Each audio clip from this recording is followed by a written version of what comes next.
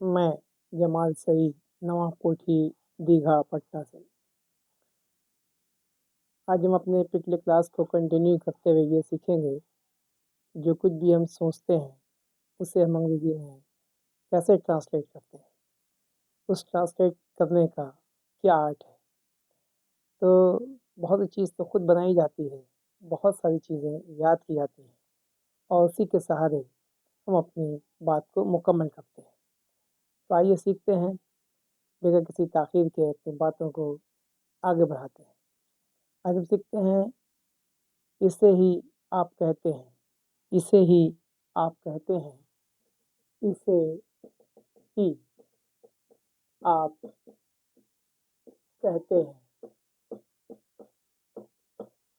अगर आपके जहन में ऐसा कोई सेंटेंस आ रहा है जिसमें आप ये सोच रहे हैं कि इसे ही आप कहते हैं, ऐसे सेंटेंस को हम लोग अंग्रेजी में कहते हैं that's what you call, that's what you call.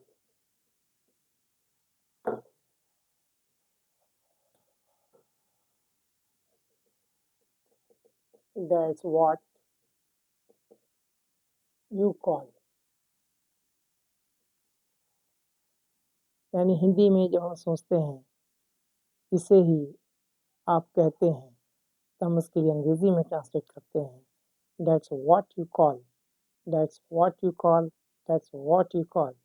अब इसके लिए मैंने कहा कि जो भी वर्ड आप यूज़ करेंगे उसके लिए आपको आपके पास अल्फाज होने चाहिए, आपके वर्ड स्टॉक होना चाहिए।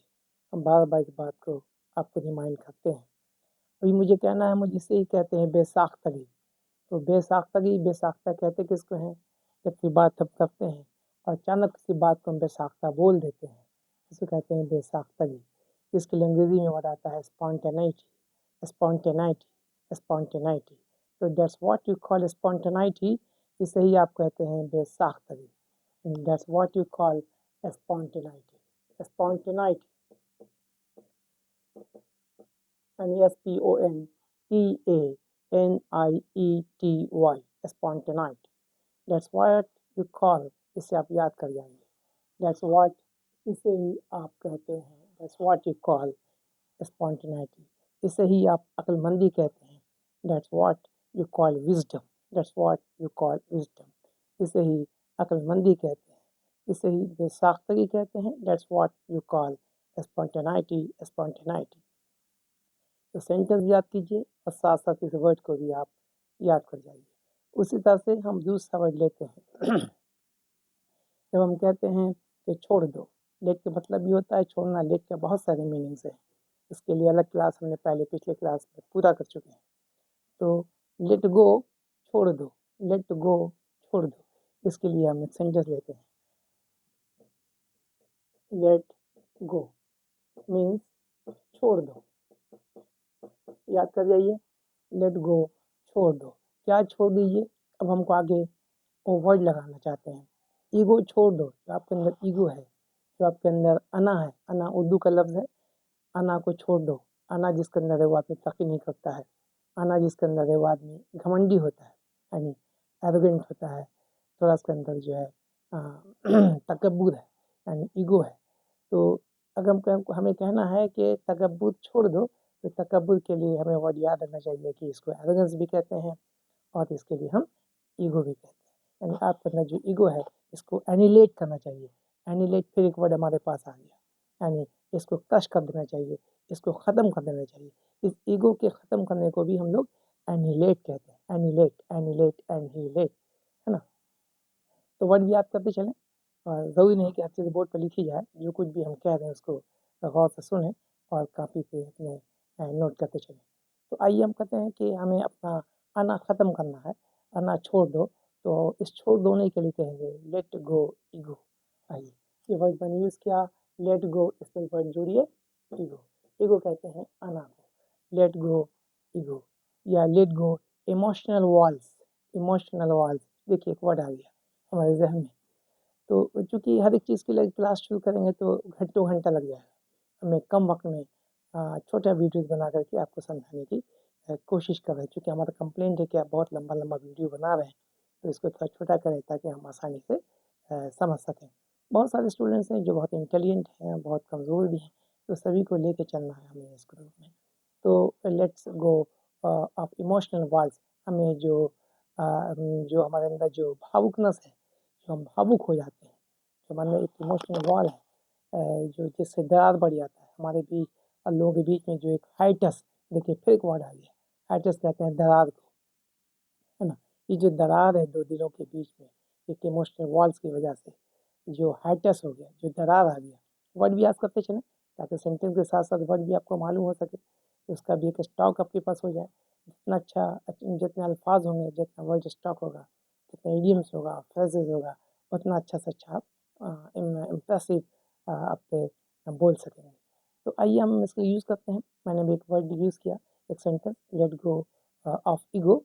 लेट गो के साथ ऑफ लगाइए जो प्रीपोजिशन है, लेट गो ऑफ ईगो। दूसरा मैंने एक सेंटेंस बनाया, let's go of emotional walls.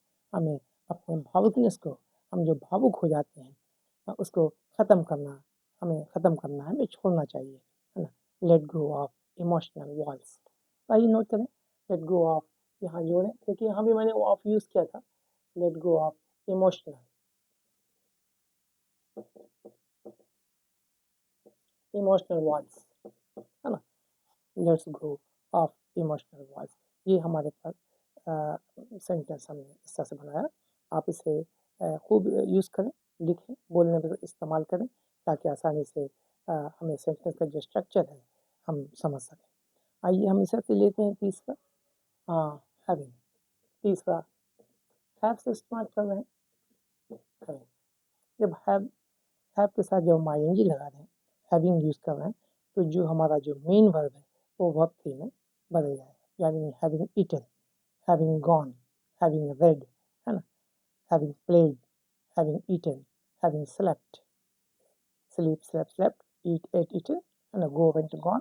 तो जब have के साथ having यूज़ कर रहे हैं तो having gone होगा, उसका यानी verb का तीसरा शक्ल होगा। अब आप समझ गए, having eaten, having food, having slept, है ना। तो ऐसे सेंटेंस को हम यूज़ करते हैं नाश्ता करने के बाद, having breakfast, ब्रेकफास्ट, है ना, ब्रेकफास्ट नहीं बोलते, ब्रेकफास्ट बोलते हैं। Having breakfast, having eaten breakfast, देखिए ईट, एट, ईटन, वर्ब का तीसरा फॉर्म लगाया मैंने। तो समझिए, हैविंग ईटन ब्रेकफास्ट यानी नाश्ता करने के बाद हम लोग स्कूल जाते हैं। Having eaten breakfast we move to the school, हम लोग स्कूल की तरफ जाते हैं। समझ गए। आगे का सेंटेंस तो आप बना ही रहे, हमें समझना है मेन ये यहाँ का जो सेंटेंस है, नाश्ता करने के बाद, सोने के बाद, खेलने के बाद, या रेस्ट करने के बाद, या सूरज निकलने के बाद, है ना। तो ऐसा सेंटेंस जहाँ हमारे जहन में आता है तो हम इस तरह से अपना सेंटेंस बनाते हैं। क्या यही आर्ट है, ट्रांसलेशन का जो आर्ट है वो यही आर्ट है। Having risen food, having risen sun, सूरज निकलने के बाद, having risen sun, the fog disappeared, जो फॉग है, जो कुहासा है वो ख़त्म हो गया, छट गया। तो having risen sun, the fog disappeared. उससे जब देखिए फिर दूसरा देखिए sentence, having eaten food, having taken breakfast, नाश्ता करने के बाद हम लोग स्कूल जाते हैं, we go to the school. देखिए कितना आसान सेंटेंस बता दिया, है ना। हैविंग टेकन रेस्ट, आराम करने के बाद हम लोग खेलते हैं, वी प्ले फुटबॉल, या वी प्ले क्रिकेट, या वी गो समवेयर, है ना। जो भी आप बनाए, आगे का सेंटेंस तो आपके लिए बहुत आसान है। हम ऐसा सेंटेंस, ऐसा ट्रांसलेशन बना रहे हैं जिसके बोलने के समय आपको यहाँ परेशानी सी होती है, एक उलझन सा होता है कि इस तरह के सेंटेंस को कैसे बनाएं, और ये गलती सी हो जाती है, तो ऐसे ही सेंटेंस को हम लोग पकड़ रहे हैं। और बाकी तो आपको टेंस मालूम है, तो उसके हिसाब से आप कंटिन्यू कर सकते हैं। तो चलिए, सूरज निकलने के बाद याद करें, हैविंग राइजन सन, नाश्ता करने के बाद हैविंग टेकन ब्रेकफास्ट, रेस्ट करने के बाद हैविंग टेकन रेस्ट। तो ऐसे सेंटेंस को हम लोग ऐसे करके चलते हैं। होप कि मेरी बात आप समझ रहे हैं। चलिए एक सेंटेंस यहाँ पर लिख लेते हैं, हैविंग टेकन ब्रेकफास्ट, ठीक है, breakfast, we move to the school. समझिए कितना आसान है, यही आर्ट है सेंटेंस को बनाने का, यही आर्ट है। कुछ चीज़ याद करने की होती है, कुछ चीज़ समझने की होती है और कुछ चीज़ हमको बिल्कुल रटे जाना है और उसी की मदद से हम अंग्रेज़ी बेहतर से बेहतर बोल पाते हैं।